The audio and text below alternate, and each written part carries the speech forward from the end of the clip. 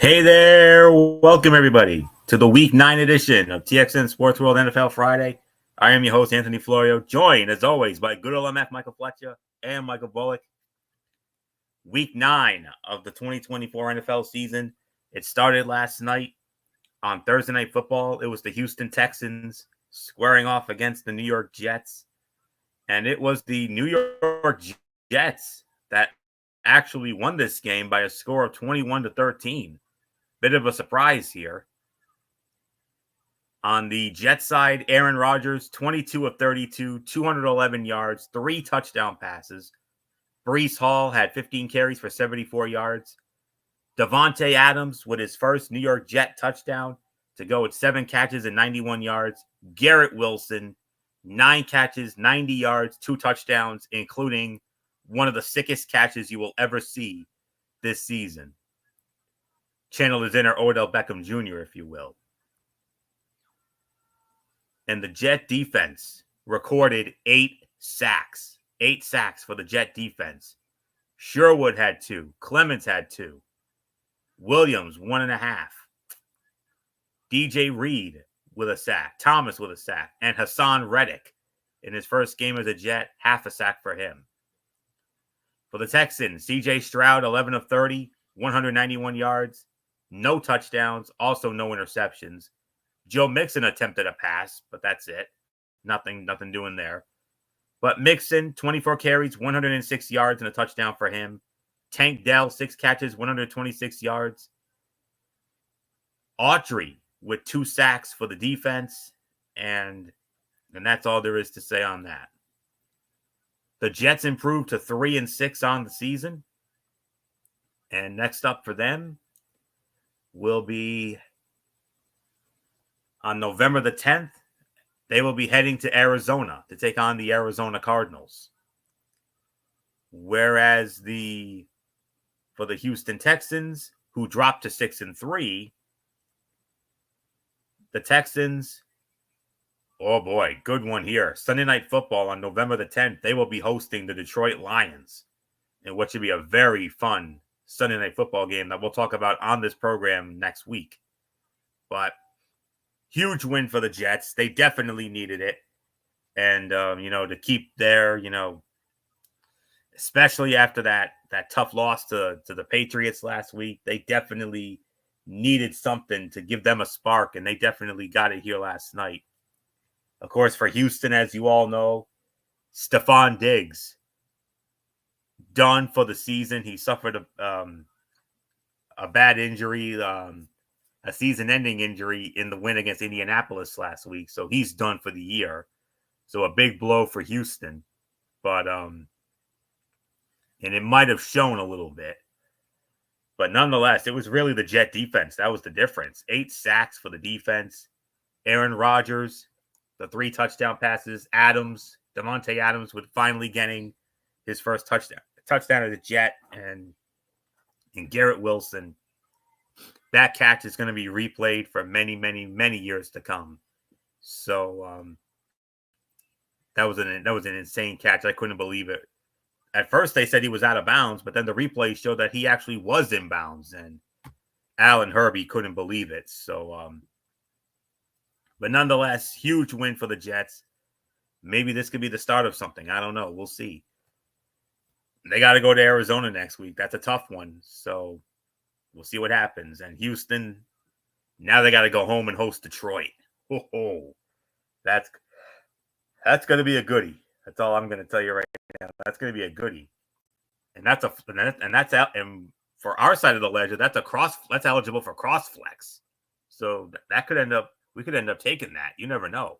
But we'll talk about that down the road. But so not much more to say here. Big win for the Jets, and I don't know what else to say. Good old MF Michael Fletcher, come on in. The Jets, they got off the schneid. They beat the Texans 21-13. They're 3-6. Houston 6-3. Is this the start of something for the Jets? I don't know, but a big one though. I would say that we'll have to wait and see, but yeah, I mean, this was a good win for them, a must win, especially after that shocking defeat that they suffered by the New England Patriots that kind of had a lot of people really second guessing the Jets. This was right after they had fired Robert Saleh and the whole 9 yards, and then all of a sudden, it just exploded. A lot of people were really angry with the Jets. There was a lot of finger pointing going at New York, and a lot of people were questioning, was Robert Saleh the real problem? Was Saleh the real problem here? Or was it Aaron Rodgers? And a lot of Jet fans were starting to take sides. And, at the end, it ended up proving to be a difference maker, to say the very least. And at the end of the day, they did exactly what they needed it to do. So it was a big win for the New York Jets, crushing defeat for Houston, who is coming off. A lot of people has these high expectations for the Houston Texans. I think Anthony and Bullock, you guys know that better than anybody else how high we are on Houston, and unfortunately, they were unable to get the job done. Off the O-line, absolutely let down CJ Stroud. There's no doubt. When you give up 8 sacks in the game, that is a fundamental flaw that the offensive line failed you in this game. There's no ifs, ands, or buts about it. And then to make matters worse, Anthony, you didn't really talk about this much, but Stroud got hurt. He was actually out for a little bit of the game. He did eventually come back, but he was out with an injury. This O-line definitely got exposed. That is something that definitely will not help. And now we'll wait and see what happens next. But there's a lot of questions coming out of Houston now that, if we really want to take the next step, if we really want to be a Super Bowl caliber team, we cannot allow performance like what happened last night continue. And especially if you're an offensive line guy, I would be running laps right now. I'd be making these boys run suicides to and make sure that they are preventing and protecting my quarterback going into the next game. And before anybody starts flipping out about, wait a minute, what do you mean by suicides? What do you mean? What do you mean? That means you run basically 10 yards and you slap your hand on the ground and you run 10 yards. It's like a what you call wind sprints. It's more known in basketball when what they call suicides. That's what they do it. It's more where you run to a spot, slap the floor, you run back, slap it again, and you do that a few times to make sure that your boys are in tip-top shape. I think your boys were out of shape last night. That's what I mean. So just so I can clarify to the fans out there that I don't mean what you think I meant. So, Bullock, it's yours.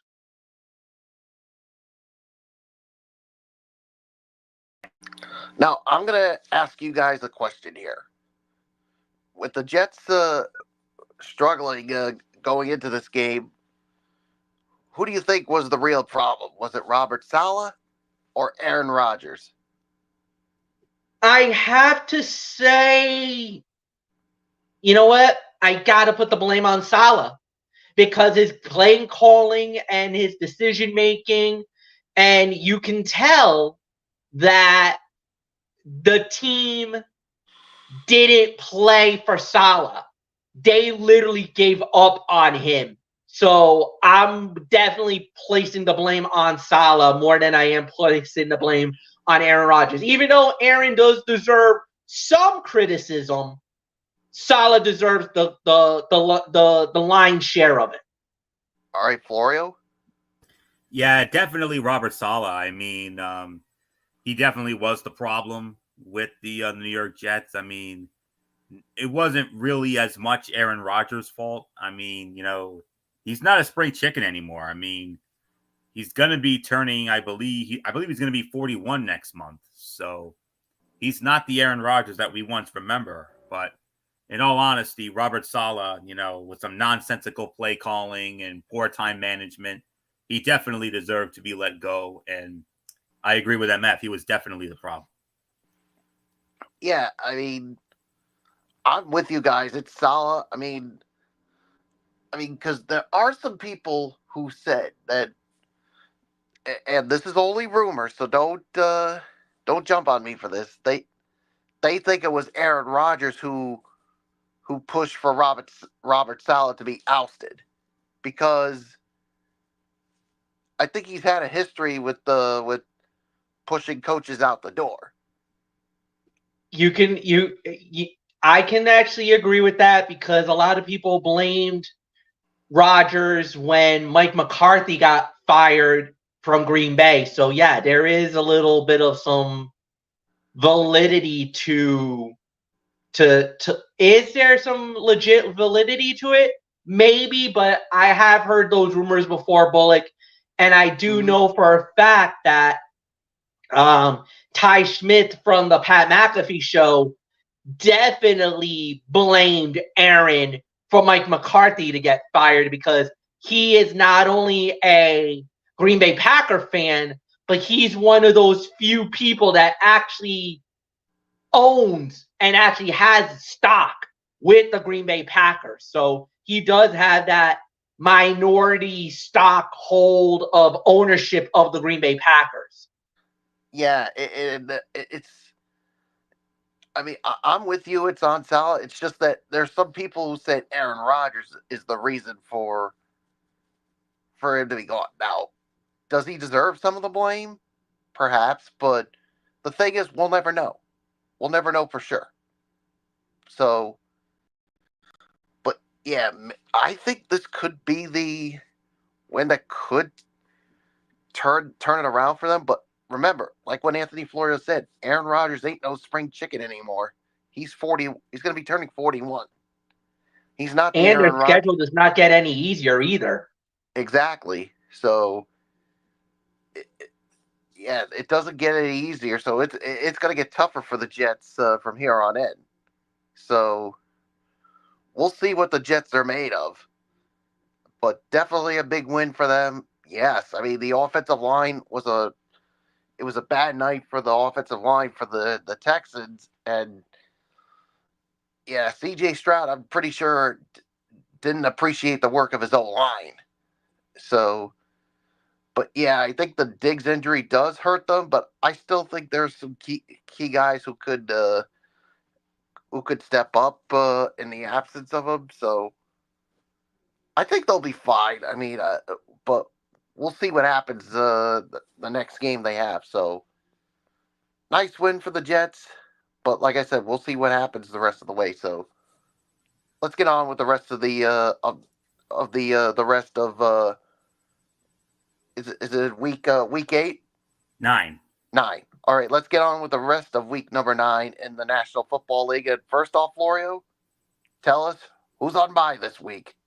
Only 2 teams on bye this week, Bullock, and they are the Pittsburgh Steelers and the San Francisco 49ers. You will not be seeing them this week. So you'll have and to I'll say it right now, the San Francisco 49ers really need it. Oh, of course they do. I mean, because with all the injuries that they've had and the inconsistency from their team, they really need this bye week. And they're coming off a big win over the Dallas Cowboys last Sunday night, where they did get Deebo Samuel back. They got George Kittle back, and they both produced. So 49ers are off this week, as are the Pittsburgh Steelers. And we'll get to who they're playing next week at the end of the show when I do the future content when we promote next week's show. So with that being said, let's get into the rest of week 9. We start with our early afternoon games, the Sunday 1:00 games. And the first one can be found over on Fox, and it features the speaking of the Dallas Cowboys, here they are, the Dallas Cowboys Squaring off against the Atlanta Falcons from Mercedes-Benz Stadium in Atlanta, Adam Amin. For one last week, Adam Amin will be sitting in for Joe Davis. Adam Amin will be working with Joe Davis's crew of Greg Olson and Pam Oliver.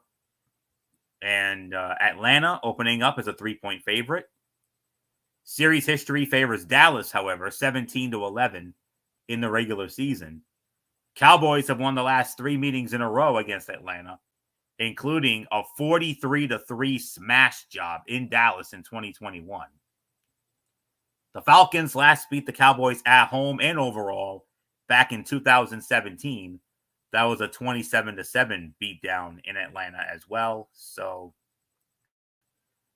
without any further ado, let's get started with the rest of Week 9 here. This game is perhaps most notable for how far the 3-4 Cowboys have fallen. This ends a streak of 21 consecutive games where they have been broadcast by a network's top team. So the top CBS or Fox team in afternoon windows or the main team for any primetime broadcast. And yes, this is the Fox number 2 team, but that is still a step down. And Dallas is coming off 2 straight losses against the Detroit Lions and San Francisco 49ers. Meanwhile, the 5-3 Falcons sit atop the NFC South. Part of that is about the division's overall struggles. Its next best is the Tampa Bay Buccaneers at 4-4. Of course, another part might be about the lack of a pylon cam, which contributed to a controversial touchdown Atlanta scored against Tampa Bay last Sunday being upheld. But they are playing better than the Cowboys at the moment, and they've won 4 out of their last 5. And on top of that, they're 3-point favorites. For Atlanta, a key factor is running back Bijan Robinson, who has 116 carries for 546 yards, 4 touchdowns this season, but has taken off recently. His last 3 games saw him carry for 63, 103, and 95 yards respectively, adding 43, 40, and 10 receiving yards in those games. And Dallas has struggled against the run, allowing 155 yards a game, tied with Carolina for worst in the league. So that matchup is key here. So now let's get into the rest of this here. One moment. The Cowboys are at a crossroads. Will they be contending for the playoffs or draft positioning in the second half of the season? Only once since 1989 have the Cowboys made the playoffs after starting 3-5. In 2018, when their midseason trade for wide receiver Amari Cooper sparked a 10-6 finish. But a 4-4 record after 8 games is no guarantee either. In that same time span, they've made the playoffs twice out of the 5 times they were 500 after 8 games. The offensively versatile Falcons might become a run-first team again Sunday. The Cowboys have allowed the second most touchdowns on the ground, 12, and the 4th highest yards to carry in the league. To go deeper, Bijan Robinson has a league-best 57.6% success rate on under-center runs among running backs with at least 30 carries, while the Cowboys have given up the second highest success rate, 49.3%, on such runs per NFL Next Gen stats. A defeat for the Cowboys would match their loss total from each of the previous 3 seasons, 12-5 from 2021 to 2023. The FPI likes Atlanta here, 57%, going with the Atlanta Falcons, and I am going with the Atlanta Falcons to win this game as well. My final score, 31-27, Atlanta defeats Dallas. So not much more to say here. MF, Dallas and Atlanta. Would we consider this a must-win for Dallas? This has to be a must-win for Dallas. The way that they've been playing lately, they need a win more than anything else. So yeah, this is must-win. If you're a Dallas Cowboy fan, you gotta win this game. But I just feel like Atlanta's just gonna eke it out. I think they just have enough in the tank to get the job done. So I'm with you, Florio. I'm going with the Atlanta Falcons to beat the Dallas Cowboys. I think it's going to be close. I got 21-17. Bullock, you got it. It's yours. Yeah, I just don't trust this Cowboys team right now. I mean, they are just absolutely struggling. And, yeah, it's going to continue. I got Atlanta winning as well. I mean, I mean, come on, guys. This Cowboys team is failing big time. And remember, guys, when I said I think Jerry Jones made a huge mistake when he decided not to go after Derrick Henry because he said, "Oh, he's too much." I mean, look at your running back situation right now. It's just how do I say it, Fletch? I mean, It's putrid. basically there's a few factors here. One, they overpay for Dak Prescott. Two, I believe so too. Okay. Two, they overpaid for CeeDee Lamb. Three, you should have paid Derrick Henry whatever he was asking for, even though he was asking for, I think he was asking in the ballpark of $14 to $15 million a season. But the thing is, I get why Jerry Jones didn't want to do it because Derrick Henry had a few down years. So a lot of people thought Henry was washed.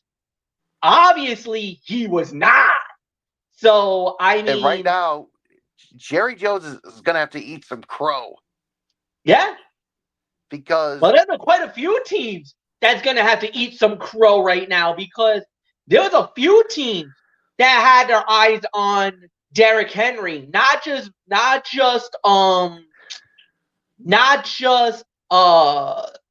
Dallas. There's a few teams that could have used the services of Derrick Henry. I agree with that, but I agree with you on that. It's just that you see the situation with Dallas right now, offensively. Yeah. They could have used him, but no, like you said, they overpaid for CeeDee Lamb.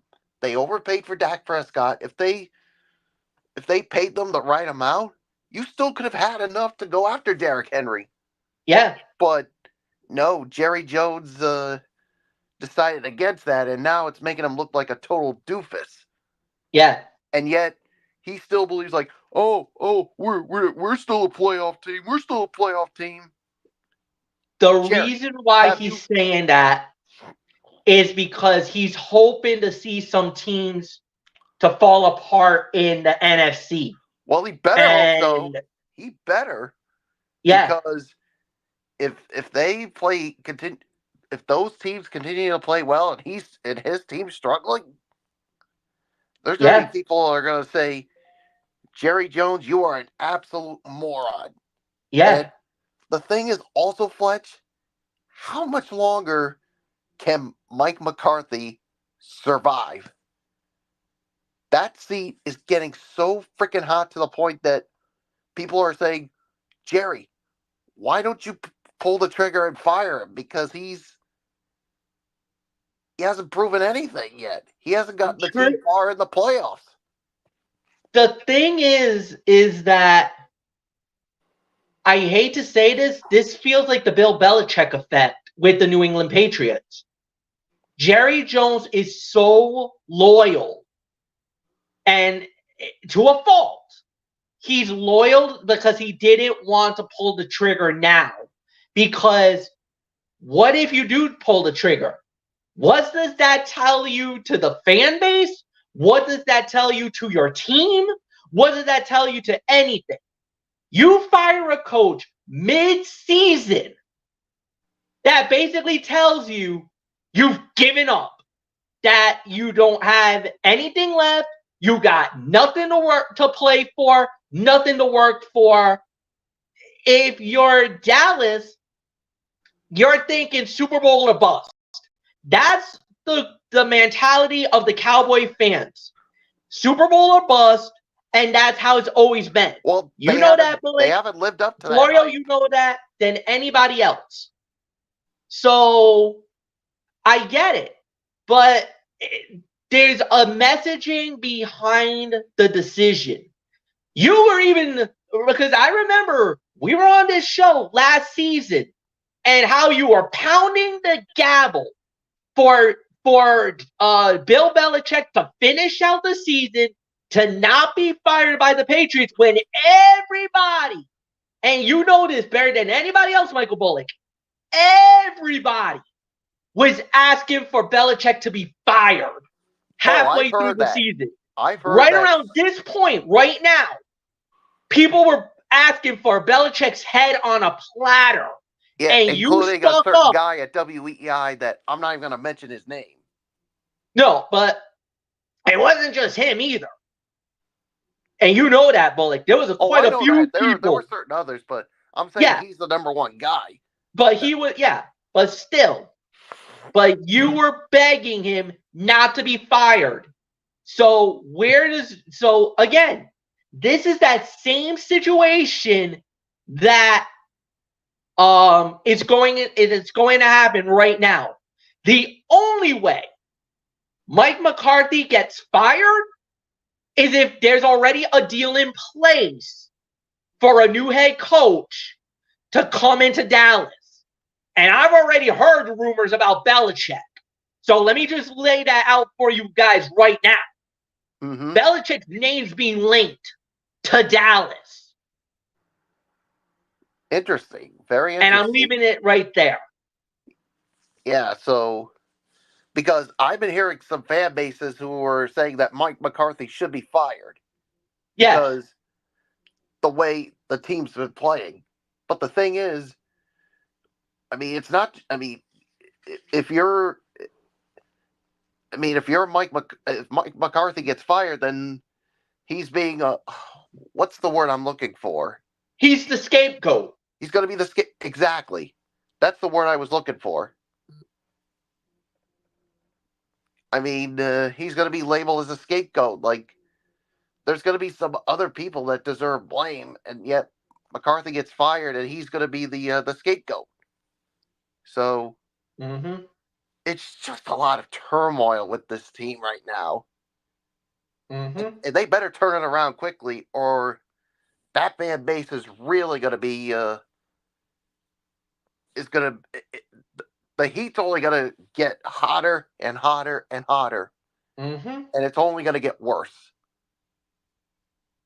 I'm praying for them they turn it around, but I don't know, man. It's not good. It's not good right now. So it's yours, Florio. Who do you have winning, Bullet? Did you give your prediction? I didn't hear. Oh, I got Atlanta winning. Okay. I already said that before we had our long discussion to talk about the whole Dallas and Mike McCarthy situation. Absolutely. Okay. Just wanted to be sure. All right. Next up, MF, it's our game of the week. Surprising matchup here, but nonetheless, the game of the week on our side of the ledger, here we go. The Denver Broncos squaring off against the Baltimore Ravens, M&T Bank Stadium in Baltimore. Hello, friends. Jim Nantz, Tony Romo, Tracy Wolfson, they will be in Baltimore for this matchup. And the spread favors... I went a little too far there. Baltimore. Baltimore opening up as a 9.5-point favorite. Baltimore leads the all-time series regular season 8-6. And they've won the last 3 meetings in a row against Denver, including an ugly 10-9 game that Baltimore won 2 years ago in Baltimore. Denver last beat Baltimore overall in 2015, a 19-13 win in Denver. Their last win in Baltimore for Denver was back in 2012. They won 34-17. So there isn't much more left to be said. MF, the Ravens coming off of a stunning loss to the Cleveland Browns last week, whereas the Denver Broncos, they stumbled out of the gate 0-2.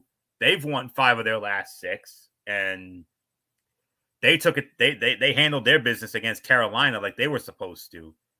We expected Baltimore to be good. None of us expected the Denver Broncos to be 5-3 at this point in the season, but alas, here they are.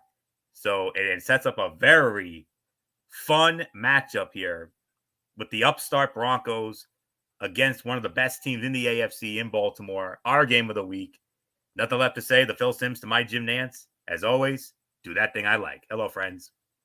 Yeah, and at the end of the day, The one thing that I need to address into the room is the Denver Broncos is actually better than we thought. And for what reason, we don't know. They've earned the respect. And you got to give credit with Sean Payton, man. Payton took a drubbing by the media, took a little bit of a drubbing by us. And we called him out saying that he wasn't going to amount to anything and everything else and the whole 9 yards. And in one found swoop, he's made us eat crow. He has. There's no doubt in my mind. You can't say that we don't deserve the ridicule and the rip job and everything that he's done, because he's done the right thing. He's done it the right way. He's earned the right to kind of throw it back in our faces to say that you thought I wasn't a good coach. You thought I didn't, that my team wasn't going to amount to anything. Look at us now. Look where we are. They're right now a wild card team, folks. The Denver Broncos is a wild card team.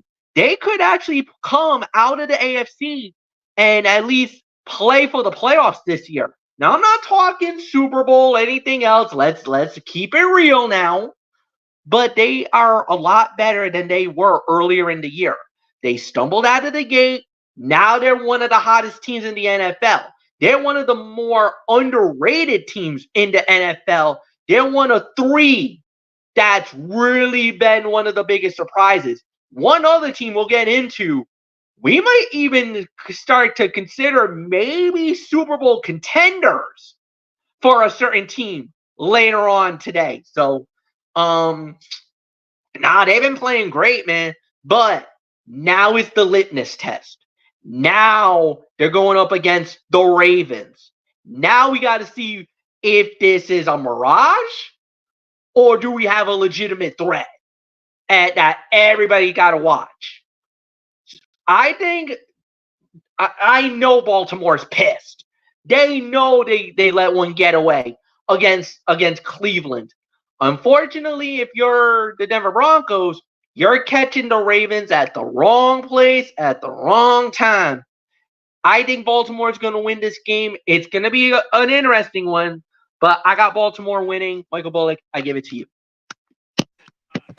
Yeah, I'm going to go with the Baltimore Ravens as well. I mean, yeah, Denver's been playing really good, but like you just said, Fletch, they're catching the Ravens at the wrong place at the wrong time because Baltimore coming off of a embarrassing loss to the Cleveland Browns, and they're not going to be very happy with that, and they're going to take it out on Denver. So Baltimore wins.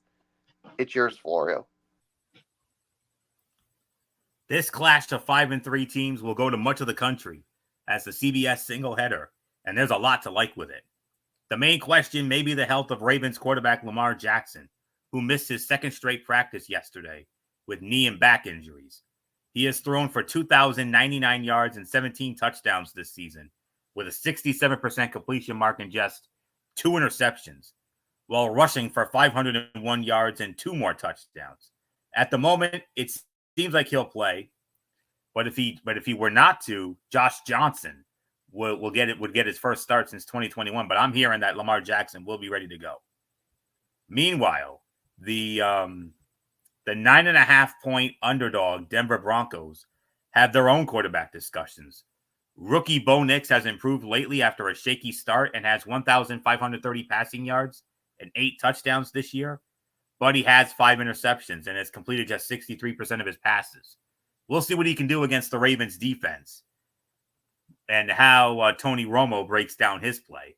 And he may not get much help from the run game as Baltimore leads the league with almost 70 rushing yards allowed a game. All right.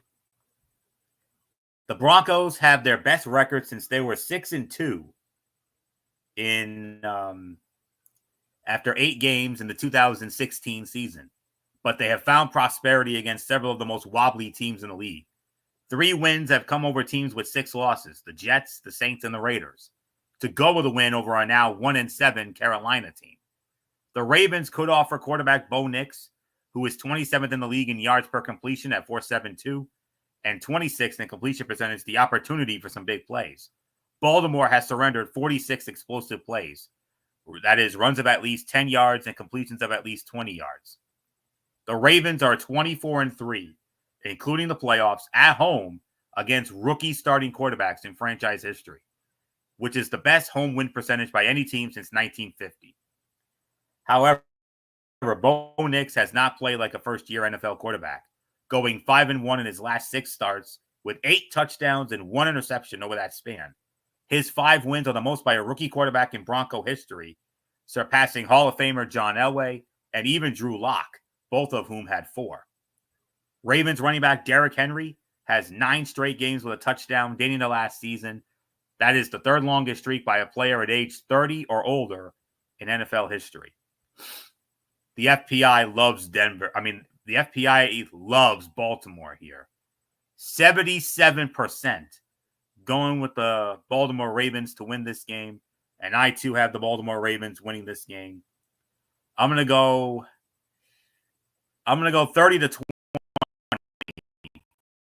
Baltimore defeats Denver in what should be a very interesting game, to say the very least. So looking forward to having that one with you, MF, on Sunday there. So move on to our next game, and this one comes in as our number 4 game of the side of the ledger.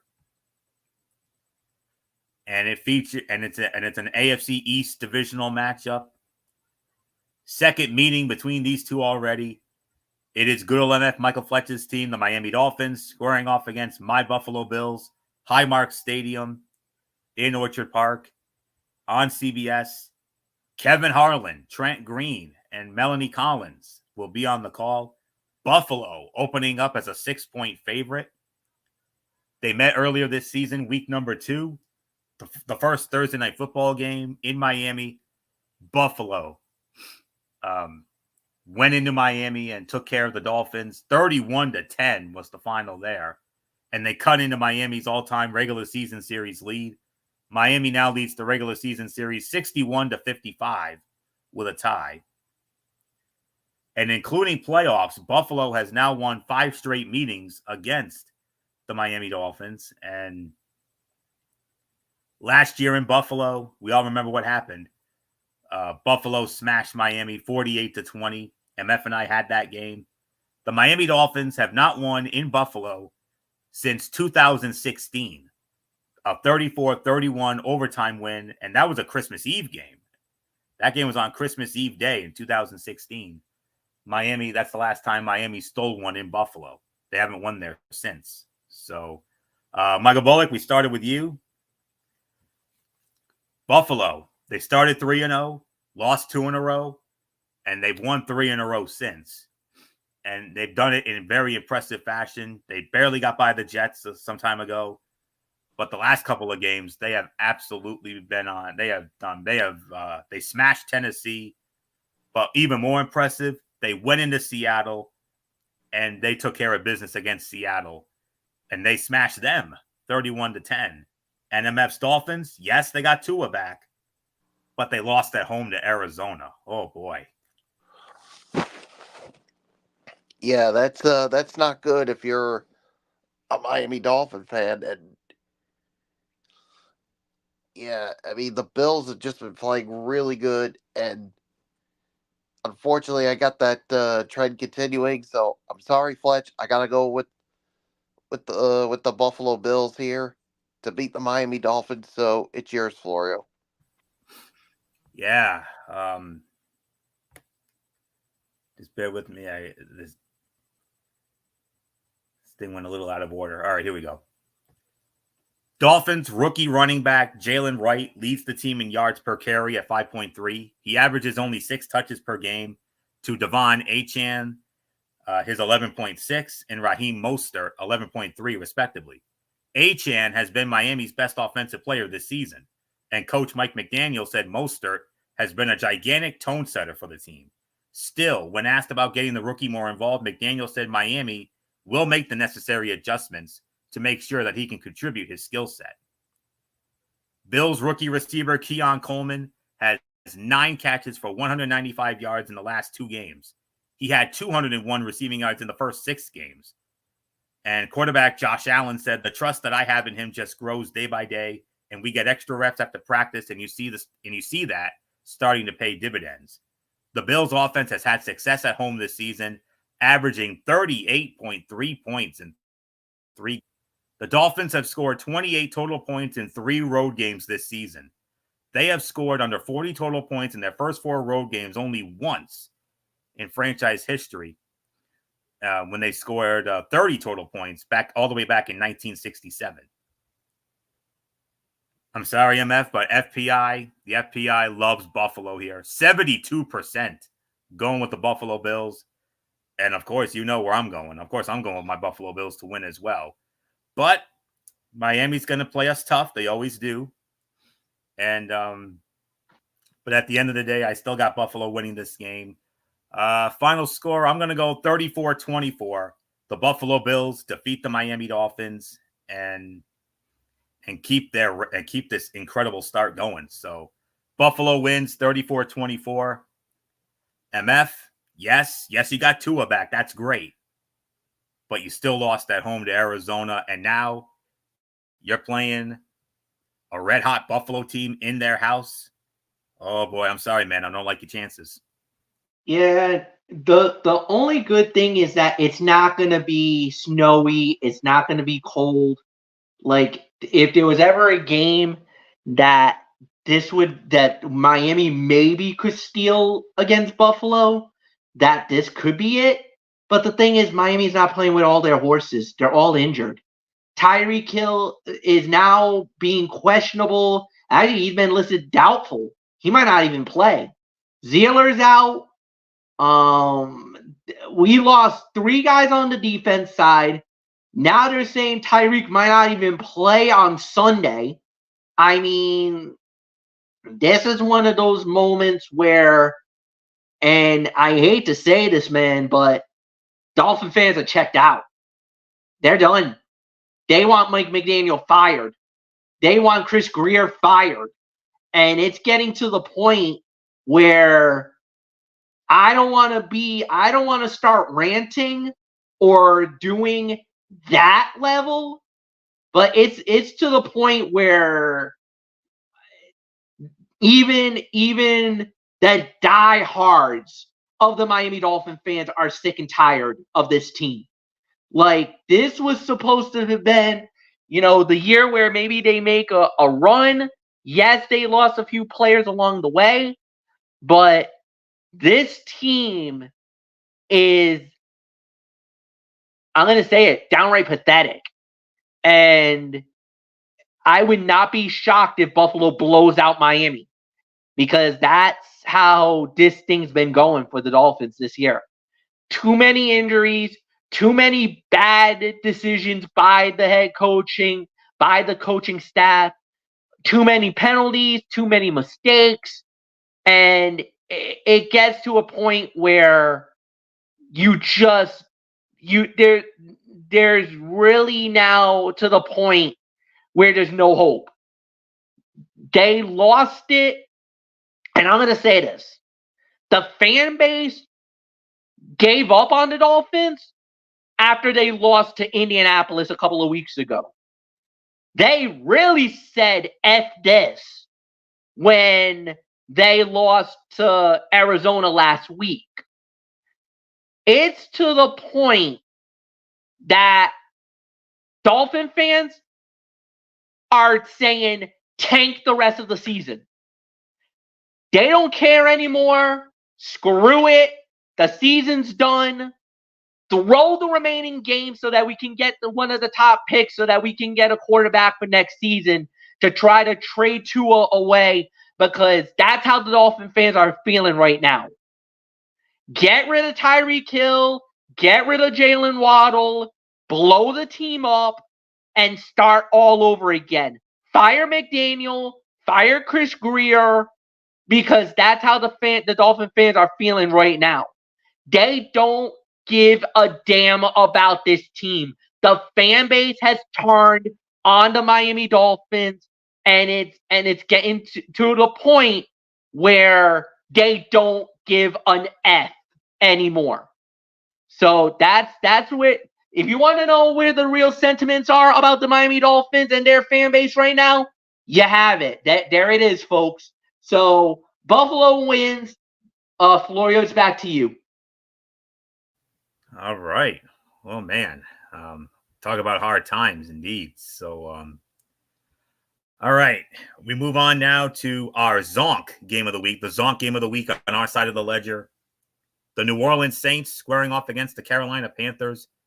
Bank of America Stadium in Charlotte. Tom McCarthy, Jay Feely, and Amanda Balionis will have the call for that one. And spread favors New Orleans. New Orleans opening up as a 7-point favorite. You remember these two teams met, I believe it was all the way back in week number 1, and the New Orleans Saints absolutely smashed the Carolina Panthers. I believe it was 47-10, I think. And it added to New Orleans' regular season series lead. They now lead that 31-28 now. And they've now won 3 straight against Carolina. Last year in Charlotte, the Saints won that one 20-17. Carolina's last home win against the Saints was the year before, 2022. 22-14 was the final there. So with that, let's get into the Saints and the Panthers here. Just trying to, okay. Derek Carr is expected to start after missing the last 3 games because of an oblique injury, and Jake Haener will return to backing him up after the Saints went with rookie Spencer Rattler in Carr's absence. The struggling Saints, who have lost, dropped to 21st in offensive yards a game at about 320, and last in defensive yards allowed, 393, after a 2-0 start that began with a thrashing of the Panthers in week 1. They will have most of the offense back from that game, with the exception of center Eric McCoy with a groin and receiver Rashid Shaheed with a knee. Bryce Young will start again at quarterback, but he did not fare well in the Panthers' first game against the Saints. He was sacked 4 times. He threw for only 161 yards, no touchdowns, and threw 2 picks. But Carolina's biggest problem is defense, particularly with Derek Carr returning. Carr had three passing touchdowns in week 1. And the Saints rushed for 180 yards against a healthy Carolina defense. The Panthers have lost several key defenders since and are giving up an NFL-worst 155 rushing yards a game. Bryce Young is 2-17. Listen to that. Bryce Young, 2-17 as a starter, and will make his 20th start Sunday. With a loss, Young would join Steve DeBerg and Chris Weinke as the only quarterback since 1950 to lose 18 of their first 20 career starts. Another large FPI here. FPI loves New Orleans. 72% also going with New Orleans. And I'm going with New Orleans to win as well. 30-17. I got the New Orleans Saints finally getting off the schneid. And I don't know if they'll smash them like they did the first time, but I think they'll do just enough, and they'll get by Carolina 30-17 on Sunday. So, MF, we've been saying this. So we've been talking about this the last several weeks, and as we get to our Zonk game of the week here, I mean, New Orleans, they started off red hot. They smashed Carolina, smashed Dallas, fell off a cliff after that. But the good news is they got Derek Carr coming back, and they're playing, quite frankly, maybe the worst team in the NFL right now in Carolina. Yeah, and what makes matters worse is, even if Carolina wanted to, Bryce Young had to start. As many of you guys know, Andy Dalton got himself into a pretty serious car accident, was deactivated right out of the gate, and Bryce Young gets thrusted back into the starting position, even though it looked like the coaching staff and practically pretty much Carolina's fan base and maybe even management's given up on the guy. There's nothing that you can do at this point. You have to, you need a quarterback to start. They're gonna have to rely on him. Hopefully he can have a good performance. We don't know, but New Orleans should be able to win this game and ride the ship, get everything back on track. So New Orleans wins. Bullock, it's yours.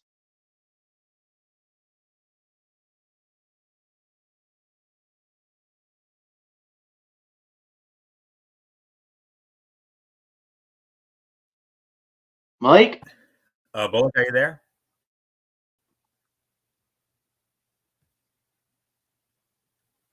I think we may have lost him. I think we may have lost Bullock here, but so we'll hopefully have him back with us in a moment or so. So so for right now, so just all right. So I'll just take it for a spin here, and we'll await for him to come back here and rejoin us. So all right. So getting into our Zonk game of the week here. Oh, that's right. I already gave my thoughts. So all right, let's move on to our next game then. This game will be over on Fox, and it will feature the Las Vegas Raiders squaring off against the Cincinnati Bengals from Paycor Stadium, formerly Paul Brown Stadium in Cincinnati. Kevin Kugler, Daryl Moose Johnston, and Laura Oakman. They will have the call for that one. And the spread favors Cincinnati. Cincinnati opening up as a 7-point favorite. But the Raiders, though, lead the all-time regular season series 19-12. Their last meeting was January of 2022, and it was in the playoffs. And Cincinnati won that game 26-19. That was a wild card playoff game. And their last regular season meeting was 2021 in Las Vegas, and Cincinnati won that 32-13. Raiders were last the home team in 2019. That was in Oakland, 17-10. Last meeting in Cincinnati, 2018. Cincinnati won 30-16. The Raiders have not won in Cincinnati since 1995. 1995, the last time the Raiders won in Cincinnati, 20-17 was the final. So, okay, Michael Bullock is here. Okay, Bullock, come on back in. Let's get your thoughts on our Zonk game of the week with New Orleans and Carolina before we go into Vegas and Cincy. You muted yourself, Bullock. Yeah, I know. Okay. Yeah, I'm just gonna go with New Orleans to win this one. All right, so now we're gonna get into our next game. Like I said, the Vegas Raiders and the Cincinnati Bengals, and I pretty much went down all the schematics. So good old MF Michael Fletcher, you start off on this one. So Vegas, they've been having a rough go of it lately, but Cincinnati, though, I mean, they got smashed at home by Philadelphia. They got Vegas coming in. You would have to consider this a bit of a must-win for Cincinnati, considering their expectations. Yeah, absolutely. And I believe Cincinnati will turn it around. They'll get the job done. This was kind of one of those type of games that it kind of shocked a lot of the fans that they were losing those kind of games. And I'm going to say that at the end of the day, I believe Cincinnati should get the job done and they should turn it around. So give me the Cincinnati Bengals to win the game. And Michael Bullock, it's yours.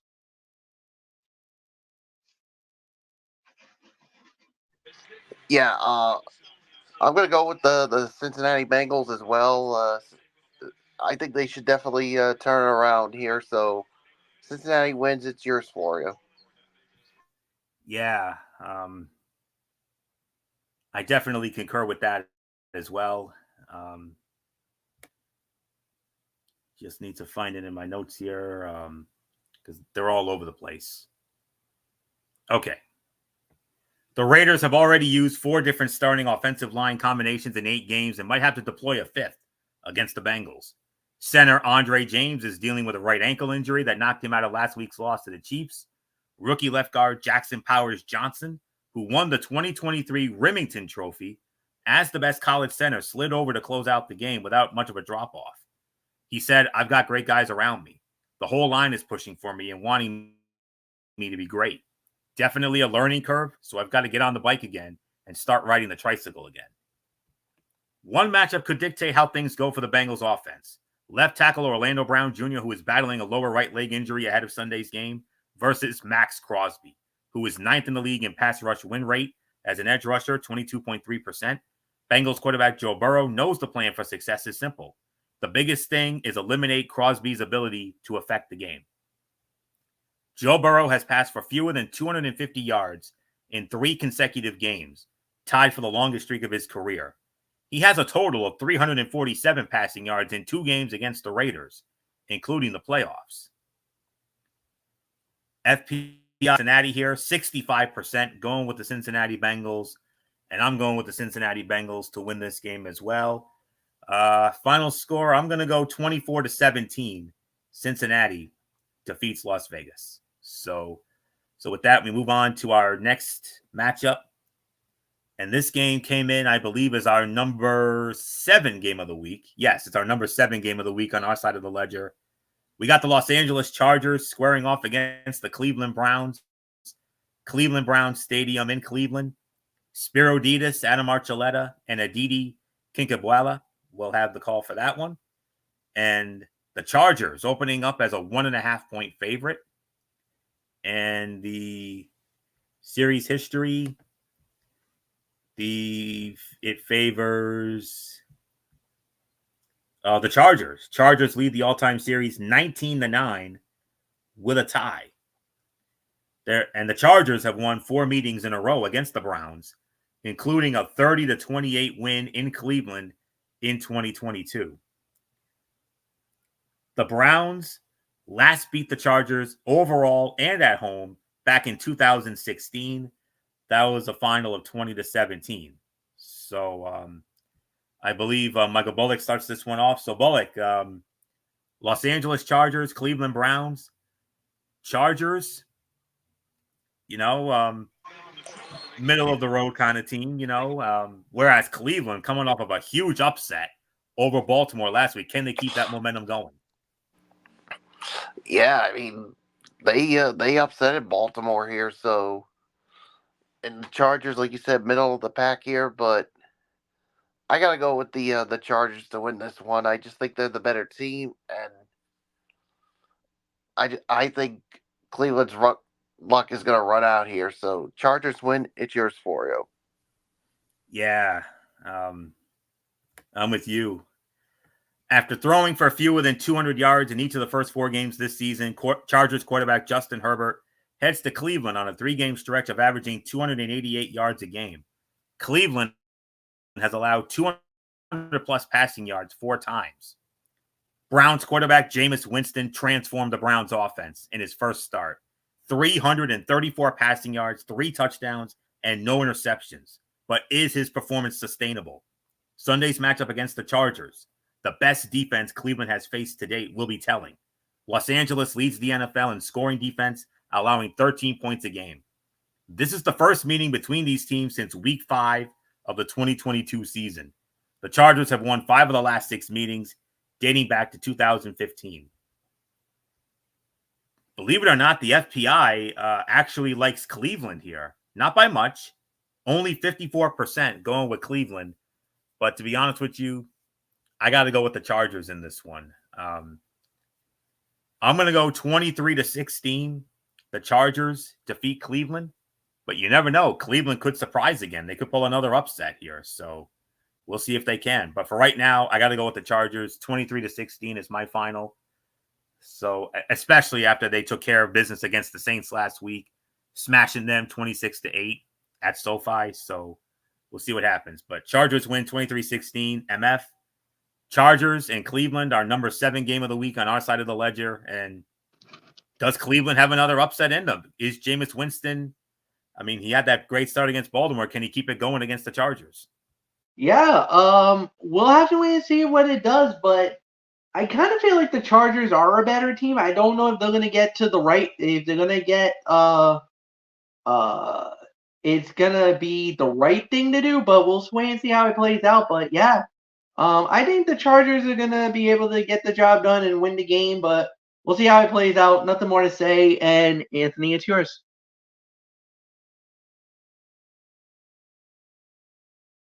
Okay. I believe we have 2 early games left, and we move on to the NFC East divisional matchup. And it features the Washington Commanders squaring off against the New York Giants, MetLife Stadium, East Rutherford, New Jersey, in the Meadowlands. This game is on Fox. We got Chris Myers, Mark Sanchez, and Christina Pink. And I want to say this is their first meeting of the season. I don't know if they've played each other this season yet. I think they did. I think they did. I think they did play in Washington earlier this season. Yes, they did. Week number 2. Week 2 in Washington, the Commanders won that game 21-18. So this is their second meeting of the season as well. So we can just add to Washington's win total when we pull up the series history. It's still one-sided, though. The Giants still lead the all-time series. It's now 107-71 with 5 ties. Commanders snapped a 3-game losing streak to the Giants with that win at home. So last year in New York, the Giants won that game 14-7. 2 years ago, these two teams played to a 20-20 tie. But Washington's last win in New York, not that long ago, it was 2021. That was a 22-7 final. So let's get into the Commanders and the Giants now.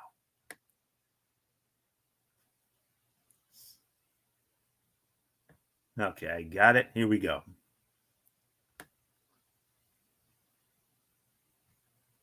All right, now then. Washington ranks second in the NFL in yards per run, 5.2, and third in rush yards a game, 166. Some of the latter total stems from quarterback Jaden Daniels, who averages 53 rushing yards a game. But the Commanders' running backs still average a combined 5.2 a carry. Meanwhile, the Giants' run defense ranks last in yards allowed per carry, 5.4, and 27th in rush yards a game at 142. Washington can hit big pass plays with Daniels, as evidenced last week, if you know what I mean, but facing strong edge pass rushers. The Commanders will look to control the game on the ground. Giants rookie wide receiver Malik Neighbors is looking to bounce back from a game in which he had 2 key drops in Pittsburgh. He's especially motivated against a Washington team that couldn't stop him in the first meeting. Neighbors had 10 catches for 127 yards and a touchdown in that game. He's itching for another big game after 2 pedestrian performances coming off a concussion. The Giants are 0-4 at home this season, averaging almost 8 points a game, fewest in the NFL. They have not started 0-5 at home since 1974.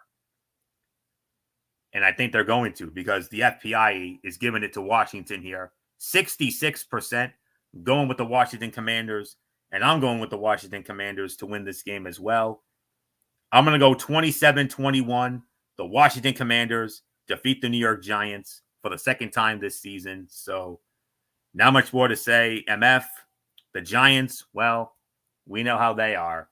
But the football world, actually us, even though it was not our game because we had the World Series, but if it was our game, I would have had the mother of all screaming moments. At the end of that game, that hands down the most exciting ending to a game so far this season. That Hail Mary, how in the world did they do that? Unbelievable. Yeah, this is one of the teams that I was talking about, Anthony, that the way that they're playing now, they're playing with the house money, and all of a sudden, we got to take Washington, we got to really take Washington seriously, man. Like, they might be a Super Bowl contender. I can't believe I'm saying that. Of all teams, the Washington Commanders as maybe a Super Bowl contender? It's very possible. Because the Niners are not as good as what they are. There's a lot of injuries with them.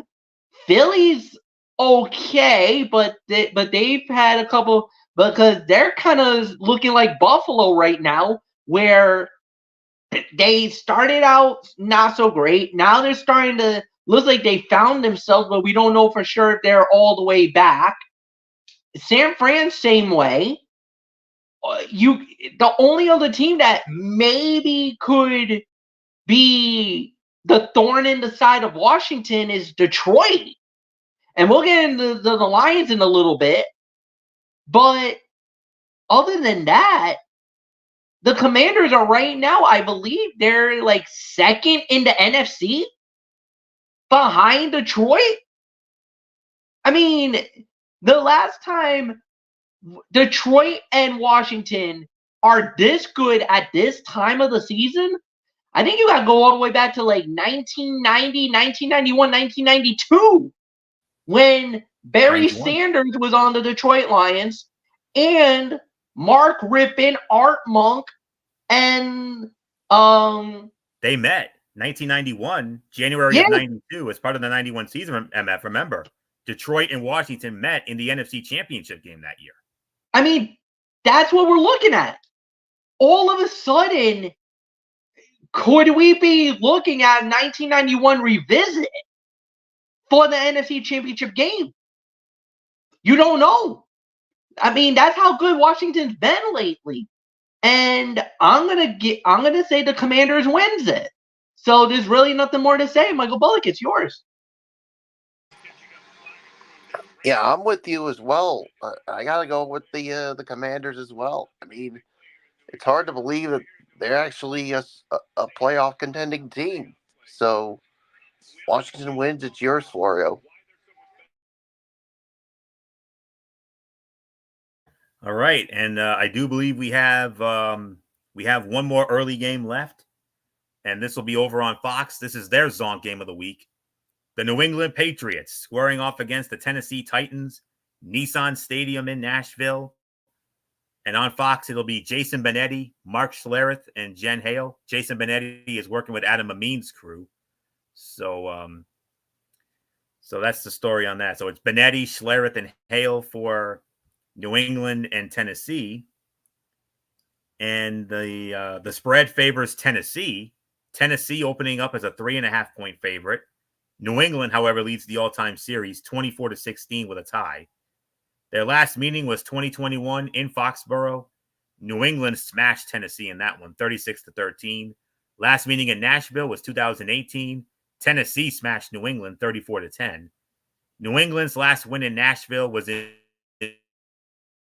week 1 of the 2012 season when New England smashed Tennessee 34-13. So I believe MF starts off on this one. So MF, our final early game of week number 9, Bullock's Patriots coming off that big win against the Jets.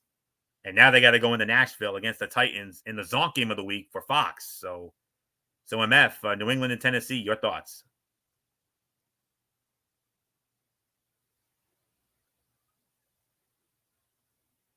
MF, are you there? I'm sorry, what game? New England and Tennessee, our final early game. It's the Zonk game on Fox. Ooh, this one's, oh boy. All right.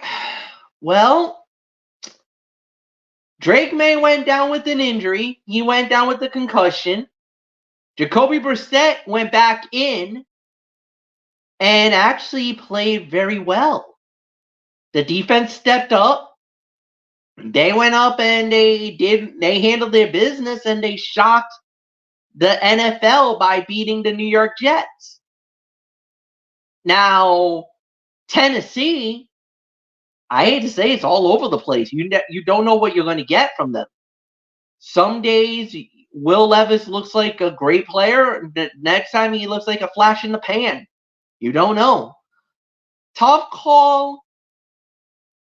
Definitely probably the tougher calls of the week. I don't know. I kind of feel like New England gets this. I'm going to go with the New England Patriots. I think they're going to do just enough to get the win. I think Ramondre Stevenson, I think will do all right. I don't know if Drake May is good to go. I haven't heard anything. Bullock, you can help us out on that because I know you're always on that injury report, especially for the Patriots. But I'm gonna go with the Patriots to win. So Bullock, it's yours.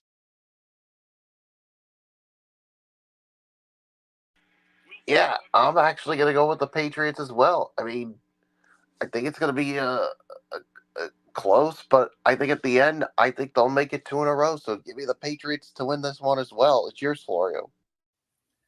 Last I heard about Drake May, he's still in concussion protocol. So I heard he was listed as questionable. So if that's the case, then it's most likely going to be Jacoby Brissett once again. So, but anyways, as I just mentioned, Patriots rookie quarterback Drake May has been in concussion protocol since last Sunday, but as a limited participant in practice throughout the week. So Coach Gerard Mayo is leaving open the possibility that he plays. He said, "I do have confidence that if the league says he's ready to play, he will be able to go out there and operate. If May is not cleared to play, veteran Jacoby Brissett will get the start, and rookie Joe Milton III will be the backup." The Titans are yet to win a game at home this season. The Patriots have not won on the road since their season opener at Cincinnati. At 1-6, the Titans should take no game for granted, but this week should be an ideal opportunity for Coach Brian Callahan to get his first win at Nissan Stadium. He said, "I'm excited to get back in front of our fans and give them something to be excited about again." The Titans lost back-to-back games by at least 20 points for the first time since weeks 13 and 14 of 2014. They have not lost 3 straight by 20 points since October of 2009. The FPI actually gives a slight edge to Tennessee, 60%, going with Tennessee. But I got to give a slight edge to New England as well. I think New England wins. I'm going to go 24-17. New England defeats Tennessee. So with that, we move on to our late games now. And according to our docket for this week, I believe we have 4 late games. I believe it's 2 and 2. I believe it's 2 on each network. I believe we have 2 at 4:05 on CBS and 2 at 4:25 on Fox. Yes, that is correct. So we'll move on. Let's get into our first 4:05 game on CBS. And this game comes in as our number 3 game of the week. The Chicago Bears squaring off against the Arizona Cardinals, State Farm Stadium, Glendale, Arizona. Iron Eagle, Charles Davis, and Evan Washburn. They will have the call for that one. And Arizona opening up as only a 1-point favorite. That's it. It's almost a pick 'em. Chicago, however, leads the all-time series, and it's very one-sided. 58-29 with 6 ties. They met last year in Chicago. Chicago won 27-16. Last meeting in Arizona was 2018. Chicago also won that 16-14. The Cardinals have not beaten the Bears at home since 1998, and they beat them 20-7. So not much more to say on that. I believe Bullock starts this one off. So, Michael Bullock, you start off the late games now. Chicago. Oh boy, Chicago. You gotta. I mean, they had Washington dead to rights, honestly, but then the Hail Mary happened. Who knows? Who knows what their mindset is right now? But Arizona. Look at Arizona. They now lead the NFC West after that. After they stole one in Miami last week. So something definitely has to give here, Bullock. So we started with you. Can Chicago bounce back from that Hail Mary against the Commanders? Arizona looking to keep their little hot streak going in and somehow, some way stay in first in the NFC West. Big game in the NFC here. Yeah, it's definitely a big game here, but yeah, I don't. Who's playing again? It's the Chicago Bears and the Arizona Cardinals. Yeah, I mean, how is Chicago going to bounce back after that tough loss to Washington on a Hail Mary? That's going to be the key right there. And how they play defensively. So, yeah. What is it again, Florio?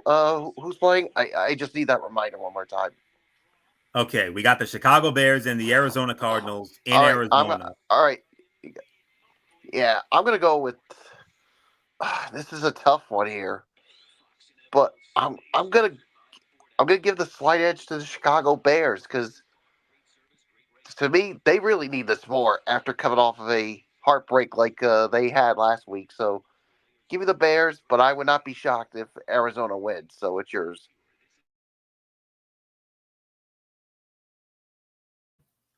Okay. I do apologize. My thing's a little slow here. All right, here we go. 2024 number one pick, Caleb Williams' debut season continues to be one to watch. Williams is 1,448 passing yards and 9 touchdowns with 5 interceptions and a 63% completion mark certainly are not mind-blowing. And neither is the Bears' 4-3 record, which has them last in a very good NFC North. But some of those losses have been close and not primarily the fault of Williams, including the Hail Mary they gave up against the Washington Commanders last week. Meanwhile, the 4-4 Cardinals are leading a mediocre NFC West, and they seem to have a little more of a sure thing at quarterback. Kyler Murray has thrown for 1,638 yards and 11 touchdowns against 3 interceptions with a 67% completion mark to date, and even put to bed the Call of Duty narrative. But their defense allows 377 points or 377 yards a game, and that's part of why they're why they're only a 1-point favorite here. They will get reinforcements in 2024 first-round pick defensive lineman Darius Robinson, who's making his season debut after a training camp injury and facing a banged-up Bears line. And okay, I think I got it here. All right. Bears coach Matt Eberflus was mum when asked whether cornerback Tyreek Stevenson would start against Arizona or be benched after his antics on the final play in Washington contributed to an 18-15 loss for the Bears.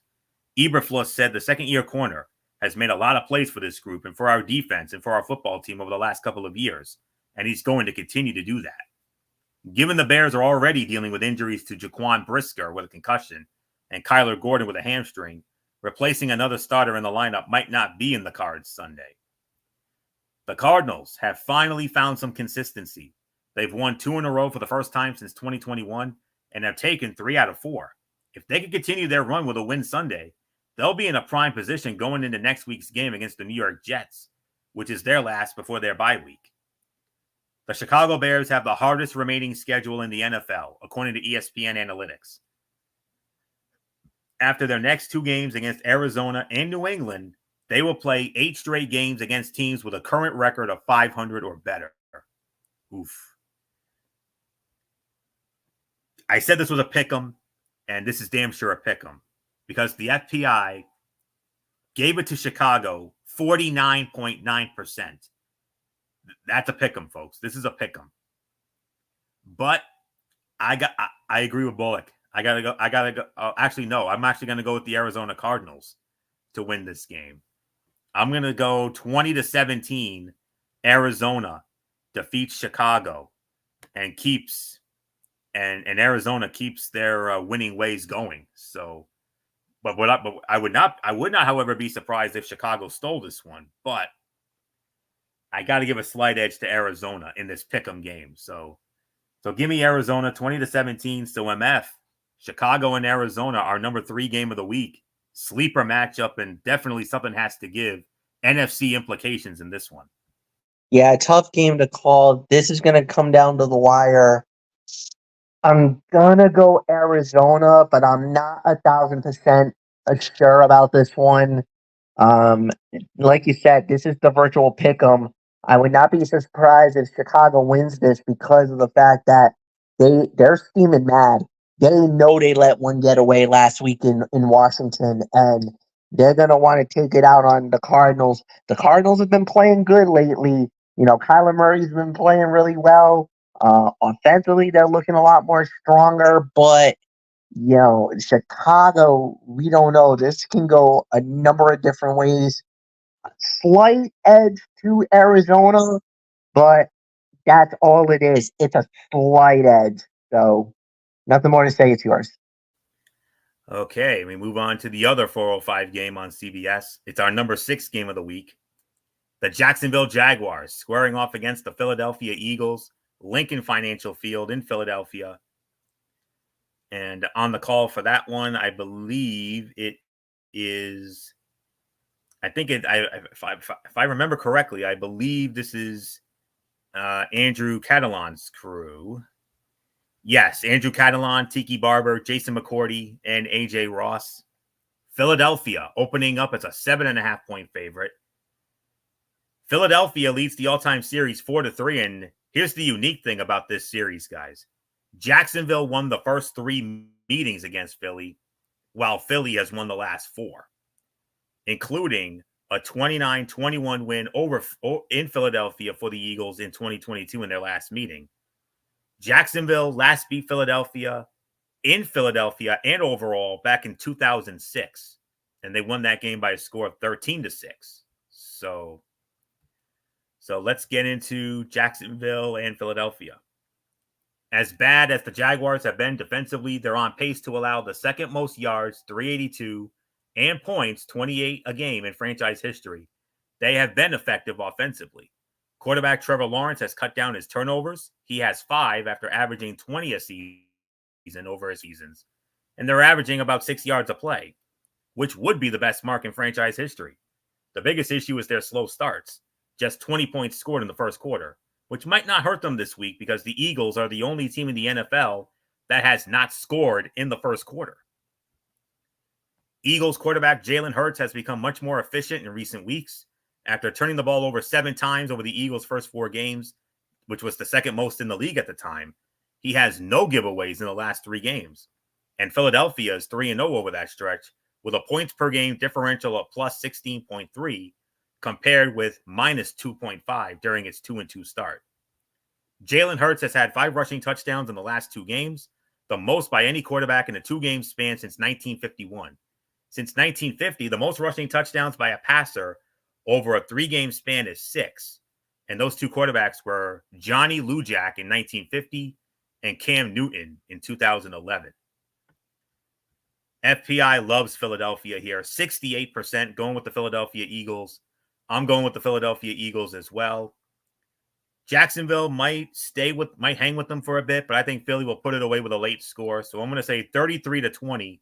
Philadelphia defeats Jacksonville. So, and keeps their winning ways going. So, not much more to say. MF, Jacksonville and Philly are number 6 game of the week. Jacksonville's been playing better, but the thing is, you're playing against the Eagles, and they're coming off a big win in Cincinnati, and I think they're going to keep that momentum up.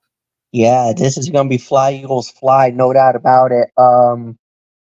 Philadelphia, it feels like they found their rhythm, not only with Jalen Hurts, but also just the inclusion of Saquon Barkley.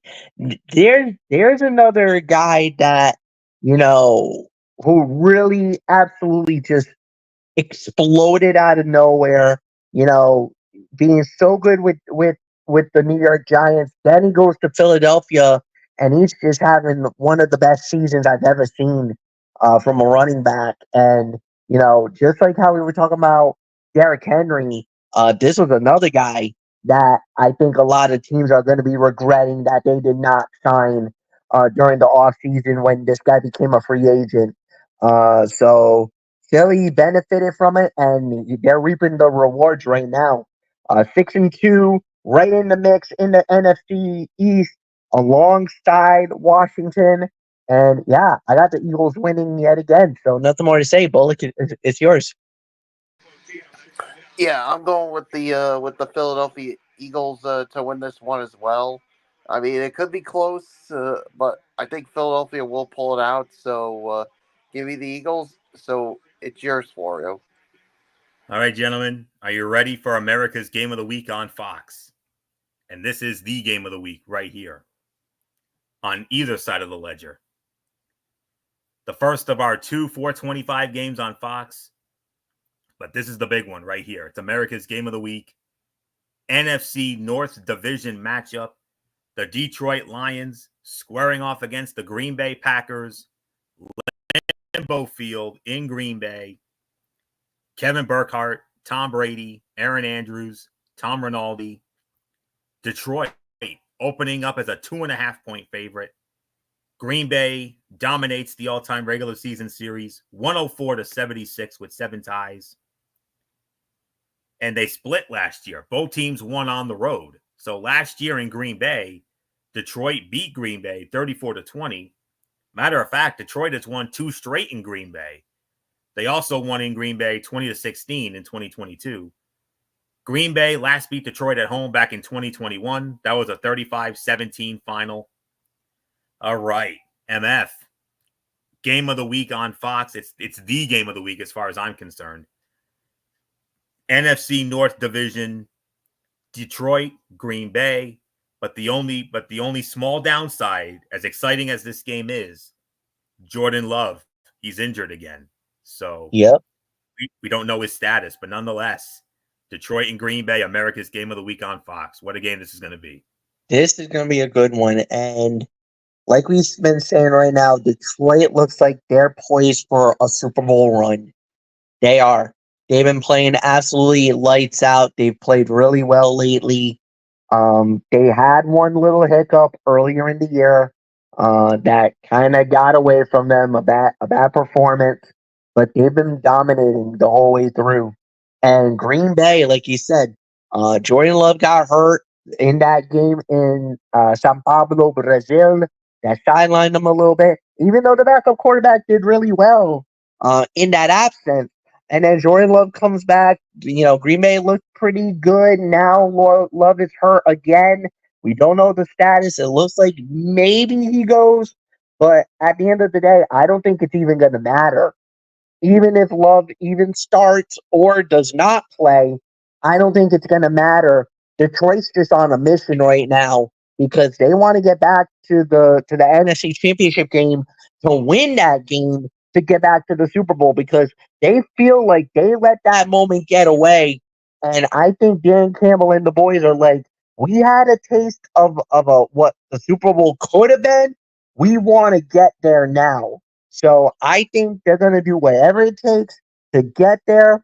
And I think this is going to be that one step closer mentality as I'm going to think about it as. Give me the Detroit Lions to go into Lambeau and take down the Pack for the third consecutive year. I think they get the hat trick. So nothing more to say. Michael Bullock, it's yours. Yeah, I think with or without Jordan Love, it's not going to really matter because, like you said, Detroit's on a mission. They not only want to get back to the NFC Championship game, but they want to go past it and head to their first Super Bowl. So I just like what I'm seeing for this Detroit team. So give me the Lions to win this one. It's yours, Florio. Absolutely. You already know the story with me, the emotional connection I have with this team, of course. So no need to rehash that. But let's get into this. The NFC North continues to be the class of the NFL, and the clash here between the 6-1 Lions and 6-2 Packers should be a great one. The Lions are 2.5-point favorites, and some of that is about uncertainty around if Packers quarterback Jordan Love will be able to play after not practicing the first couple of days this week. Love suffered a groin injury in the win over Jacksonville last week, which he left in the third quarter. He has thrown for 1,457 yards, 15 touchdowns, albeit with 9 interceptions and a 62% completion mark. Backup Malik Willis has looked okay in relief this year, throwing for 380 yards and 3 touchdowns with no picks and a 74% completion mark, but the Packers would certainly rather have Love be able to go. For Detroit, a key factor is the two-pronged rushing attack of Jahmyr Gibbs and David Montgomery, who have 591 and 415 rushing yards this season, respectively, with 6 and 7 touchdowns, respectively. Another one is the play of receiver Amon-Ra St. Brown, starring on Netflix's Receiver, who has a team-high 41 catches for 408 yards and 5 touchdowns. We'll see how those figures do against the Packers. Give me for a minute, okay. At 6-1, and with veteran quarterback Jared Goff competing at an MVP level, the Lions are off to their best start since 1956. Detroit has won its last 2 games at Lambeau Field, and Goff has a rare opportunity to match former Packers star Aaron Rodgers' NFL record of 6 straight games with multiple passing touchdowns and a 70% completion rate. How much the Packers run the ball depends on whether it's Jordan Love with the groin injury or Malik Willis at quarterback. In the 2 games Willis started earlier this season, while Love was out because of a knee injury, The Packers called designed runs on 68% of the snaps compared with 41% in Love's 6 starts, according to ESPN research. Either way, expect running back Josh Jacobs to be hard to tackle. He has the second most rushing yards after contact in the NFL this season, behind only the Baltimore Ravens' Derrick Henry. Jared Goff has completed 83% of his passes over the last 5 games, which is the highest percentage during a 5-game span in NFL history, with a minimum of 50 attempts. The FPI goes with Detroit, 60% going with the Detroit Lions, and I too am going with the Detroit Lions to win this game. I'm going to go 37-26. The Detroit Lions keep up this magical run. They steal another one at Lambeau and get a little breathing room in that very loaded NFC North. So give me Detroit to win 37-26. So we move on to the other 425 game, which features we go from the NFC North to the NFC West, and a matchup of the Los Angeles Rams squaring off against the Seattle Seahawks, Lumen Field in Seattle. And on the call for this one will be Kenny Albert along with Jonathan Vilma and Megan O'Leary. And the spread favors the Rams. Rams opening up as only a 1-point favorite. This is their first meeting this season. And the series history favors Seattle. Seattle leads the all-time series 27-24. However, the Rams won both meetings last year. Rams won in Seattle last year 30-13. Seattle's last home win over the Rams was 2022, a 1916 overtime win. So I do believe this one goes to Michael Bullock. So Bullock, the Rams and Seattle, just like with the Lions and the Packers, division implications in this one, only it's in the NFC West. Yeah, I mean, it's another big one here, but I gotta go with the Rams here. I mean, Seattle's definitely gonna make it competitive, but I just think the Rams will somehow pull it off here. So give me the Rams. It's yours, Florio. Yes. Rams running back Kyren Williams ranked second in the NFL with 10 scrimmage touchdowns this season, with 2 more touchdowns on Sunday. Williams can become the 4th player in Rams history with 12 or more touchdowns through 8 games of a season, according to ESPN research. Williams has scored at least 2 touchdowns in a game twice this season. The Seahawks are optimistic, in Coach Mike McDonald's words, that DK Metcalf will be back after missing last week's game because of an MCL sprain. The star receiver's absence versus Buffalo was evident in Seattle's inability to generate an offensive play of longer than 20 yards for the first time since 2017. Rams cornerback and one-time Seahawk Akello Witherspoon got under Metcalf's skin last season, which would add intrigue to that matchup. Seahawks quarterback Geno Smith has had 0 passing touchdowns last week. He has not had back-to-back starts without a passing touchdown since 2014 when he was with the New York Jets. Very close FPI here, guys. They give it to the Rams, but it's minuscule. 50.3%. Very close, but they give it a slight edge to the LA Rams. And I'm going with the Los Angeles Rams to win this game as well. I'm going to go 26-23. The Los Angeles Rams defeat the Seattle Seahawks, steal one in Seattle, and make that NFC West race even more interesting. So 26-23, the Rams win.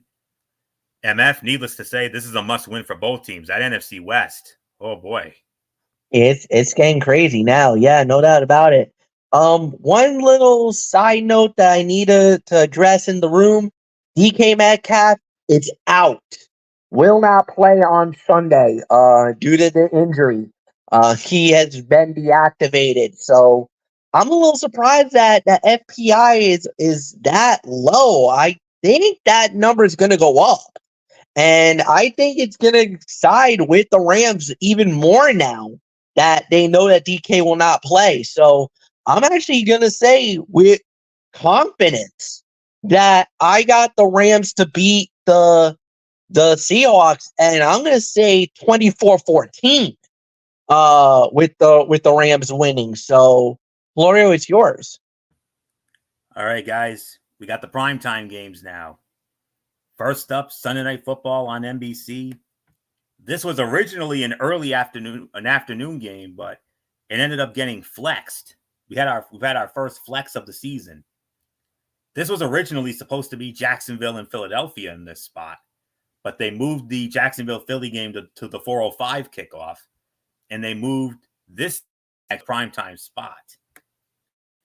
And this is our number 2 game of the week on our side of the ledger.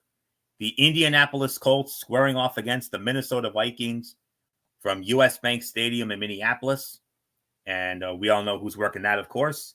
Mike Tirico, Chris Collinsworth, and Melissa Stark. And the spread favors Minnesota. Minnesota opening up as a 5.5-point favorite. And Indianapolis leads the all-time regular season series 17-8 with a tie. Their last meeting was 2 years ago. We all remember this. It was on a Saturday afternoon on the NFL Network. The Colts jumped out to a 33-0 lead, but the Vikings came all the way back and won 39-36 in overtime in the biggest regular season comeback in NFL history. Minnesota won 39-36 in overtime in Minnesota in their last meeting 2 years ago. The last time the Colts won in Minnesota was 2016. They smashed the Vikings 34-6 in that one.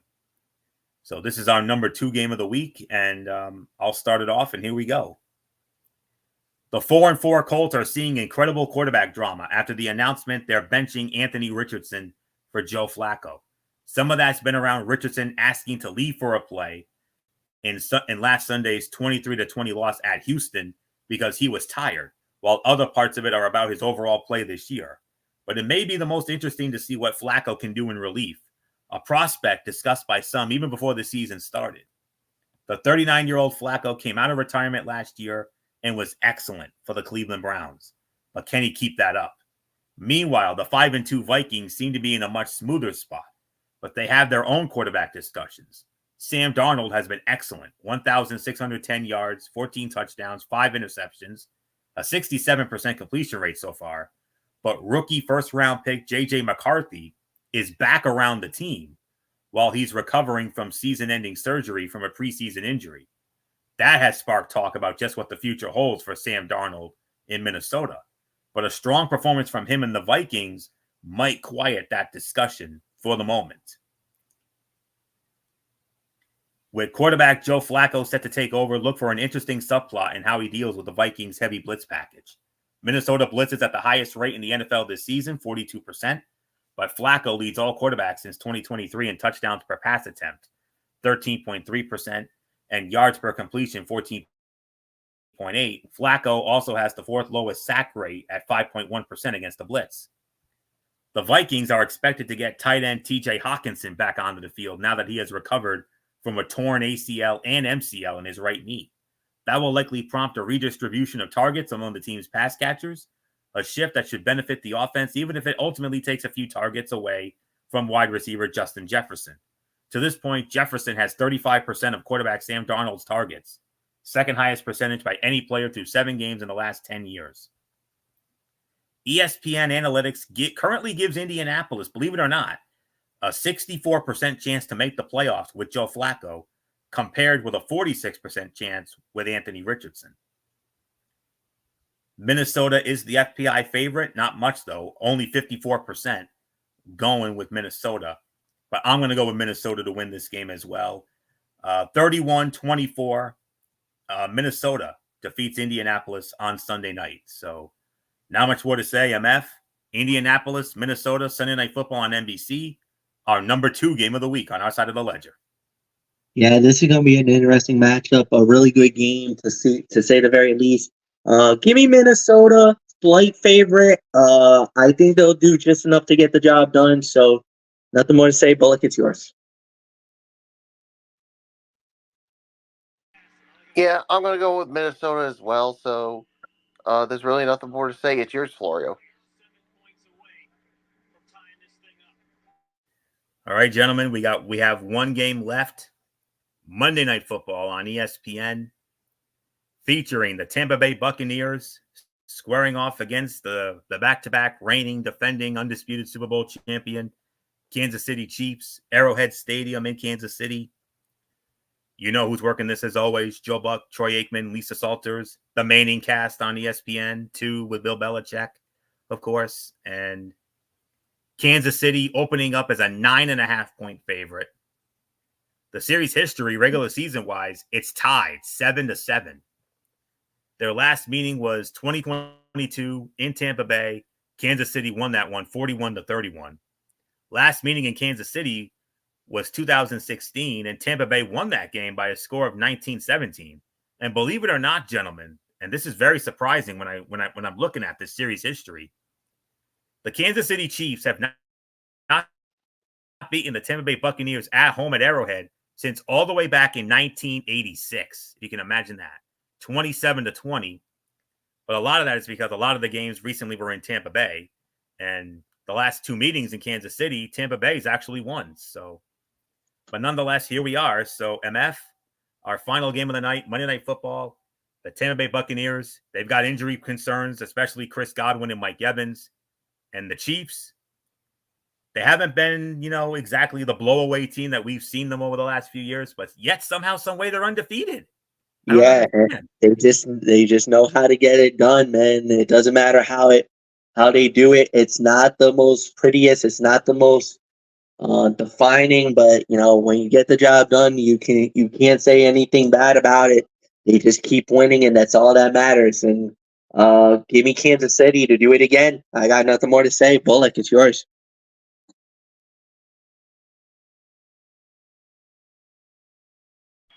Yeah, I'm going with the Kansas City Chiefs to win this one as well. So, Florio, you got the final say. All right. The defending Super Bowl champion Chiefs remain undefeated at 7-0, and they are 9.5-point home favorites here. But they certainly have not looked invincible. And the performances from quarterback Patrick Mahomes at 1,651 passing yards, 8 touchdowns, a 68% completion mark, and 9 interceptions. And, of course, tight end Travis Kelce, 38 catches for 335 yards and 1 touchdown, have come into question. For the Buccaneers, they're coming off that tough 31-26 loss at home to Atlanta that might have been different with a pylon cam, but that was also their second straight defeat, following a 41-31 loss to Baltimore the week before. Baker Mayfield has thrown for an impressive 2,189 passing yards, which is second in the league behind Seattle's Geno Smith, with 21 touchdowns, 9 interceptions, and a 71% completion mark to date, but has thrown 7 of his 9 picks in the last 3 weeks. We'll see how he does against a tough Kansas City defense that allows just 295 yards a game, which is 5th in the league. Without wide receivers Mike Evans and Chris Godwin, quarterback Baker Mayfield leaned heavily on tight end Cade Otton last week. The Bucs will have to do it again, with seemingly the only real hole in the Chiefs' defense being that they're giving up an average of 80.86 yards to opposing tight ends, the most of any team in the league. Does National Tight Ends Day carry over for another week? The Chiefs have held 5 of their 7 opponents under their season average in scoring, including 2 in the NFL's top 10 in points. But Mayfield and the Bucs, 4th in scoring at more than 29 points a game, present Kansas City's biggest challenge. The Chiefs had their most productive pass rushing game of the season last week against the Las Vegas Raiders with 5 sacks. And they added edge rusher Joshua Uche in a trade with the New England Patriots last week, or this week rather. The Buccaneers are allowing almost 27 points and 387 total yards a game. The points are 28th in the NFL, and the yards are 30th in the league. FPI loves Kansas City. 63% going with the Kansas City Chiefs. I'm going with the Kansas City Chiefs to win as well. I'm going to go 28-20. Kansas City defeats Tampa Bay, finds another way to win, stays undefeated, and all that. So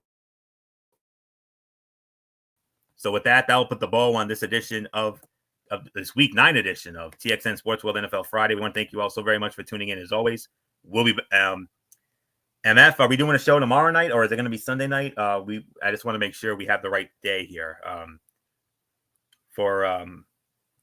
because I know I don't know if we're going to get into the cerebral smack talk, but I know we got Crown Jewel. So what's the future content for either tomorrow or Sunday? Well, basically tomorrow we are just reviewing the Crown Jewel. No Mikey's Mindset or anything? No Mikey's Mindset. Okay. 10:30, 10, what time? 10:30. Okay. So 10:30 tomorrow night, MF's channel Braceway 95. We will have a special edition of Talking Wrestling TXN where we will review the WWE Crown Jewel pay-per-view.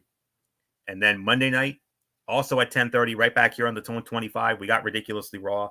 Monday Night Raw, the fallout from Crown Jewel. And we start the road to Survivor Series War Games. And then my latest, Tony's take on TNA Impact and NXT, Level Up. Wednesday Night Madness, over on MF's channel, hopefully, Braceway 95 at 10:30 with NXT, AEW Dynamite. They're going head-to-head on Wednesday night. NXT with the big show in Philadelphia, of course, at the old ECW Arena. That's going to be something to see. And we also have a preview of Thursday Night Football, a good one, the Cincinnati Bengals and the Baltimore Ravens in Baltimore. So big game in the AFC North on that one. Thursday, of course, College Football Thursday, Week 11 edition. Season's flying by. I'm telling you that right now. And then next week, here on, we got the Week 10 edition of NFL Friday. We'll recap the Bengals and the Ravens. Notable games next week. The Buffalo Bills against the Indianapolis Colts. The Denver Broncos and the Kansas City Chiefs in Arrowhead. The San Francisco 49ers against the Tampa Bay Buccaneers. The Pittsburgh Steelers against the Washington Commanders. We also have the New York Jets against the Arizona Cardinals. The Philadelphia Eagles and the Dallas Cowboys. The big Sunday night game with the Detroit Lions and the Houston Texans.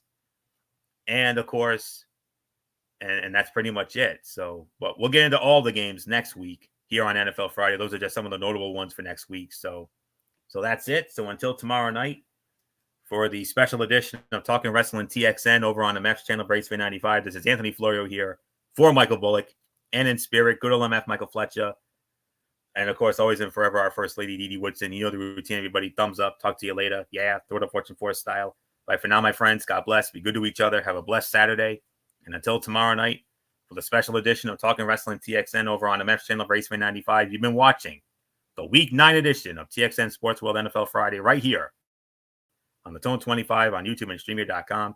For everybody who has been a part of this one, for now, Anthony Florio, so long, and bye, everybody, bye.